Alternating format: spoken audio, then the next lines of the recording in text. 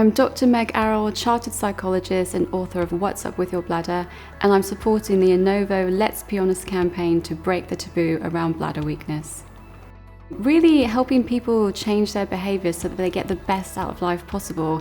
We need to take note of our thought patterns because our thoughts and our feelings relate directly to behaviour, and that's why psychology is so important in behaviour change. So bladder weakness is a type of invisible illness, and invisible illnesses are often stigmatized. We know from research that illnesses that attract stigma result in poorer quality of life, higher rates of depression and anxiety, and for some people they can become very isolated. So basically, the social aspects of the illness compound the physical aspects and really affect people's ability to function in daily life. Some of the emotional and behavioural impacts of bladder weakness can be more severe than the actual physical symptoms themselves.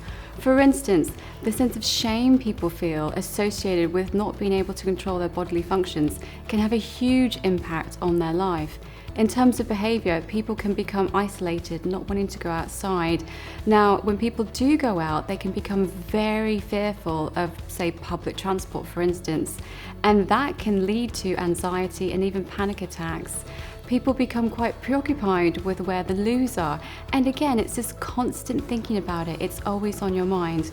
So it's much better to get to the root of the problem and find effective strategies for treating this than to just manage symptoms. Bladder weakness can have a profound effect on intimate relationships, not just because of the physical symptoms, but because of the embarrassment around talking about it.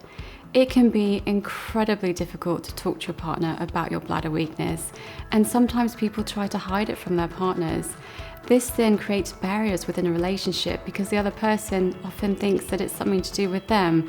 So it's incredibly important to talk openly and honestly about symptoms, and your partner will support you. People often shy away from talking about bladder weakness because talking about bodily functions is still quite taboo in our society.